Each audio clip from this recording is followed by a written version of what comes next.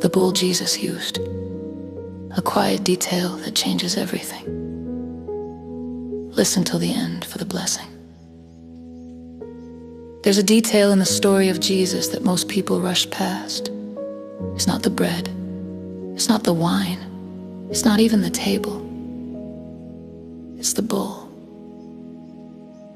The bowl Jesus used on the night of the Last Supper, simple, ordinary, easy to overlook. But it carries a weight most of us miss. That night, Jesus knew exactly what was coming.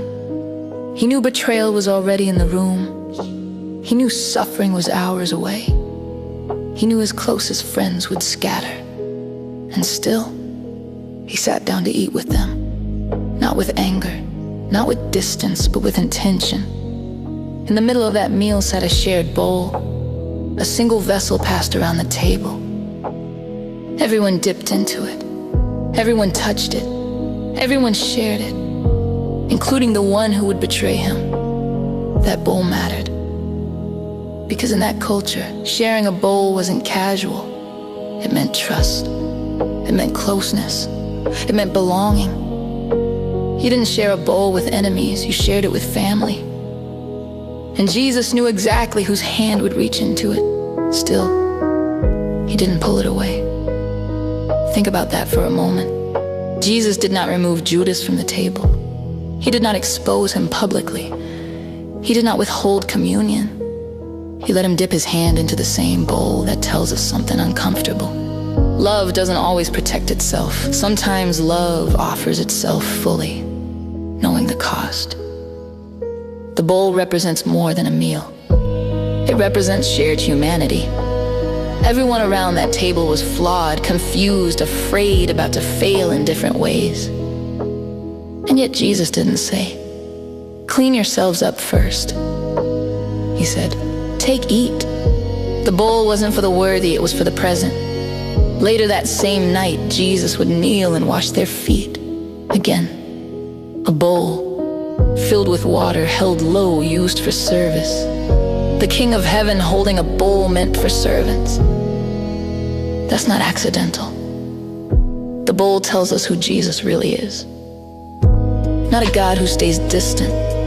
Not a God who rules from above. A God who stoops, a God who serves, a God who shares. The bowl also tells us something about ourselves.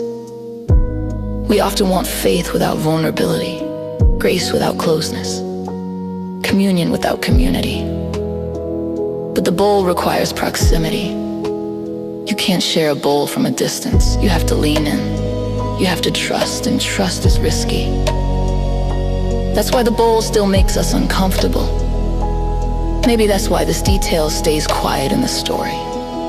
Because it asks a question we'd rather avoid.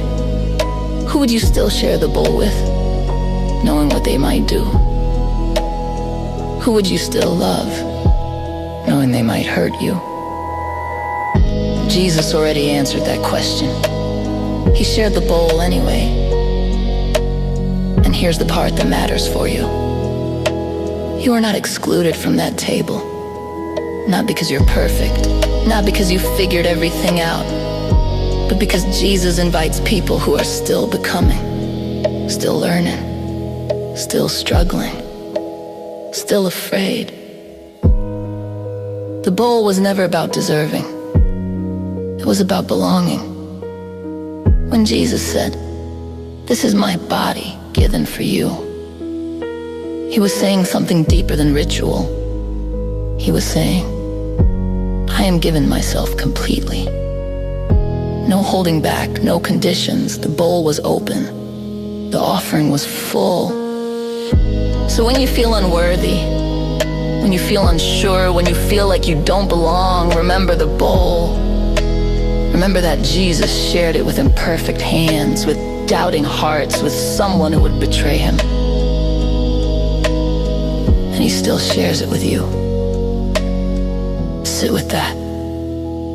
Not as information, as truth. You are invited. You are welcome. And the bowl is still being passed.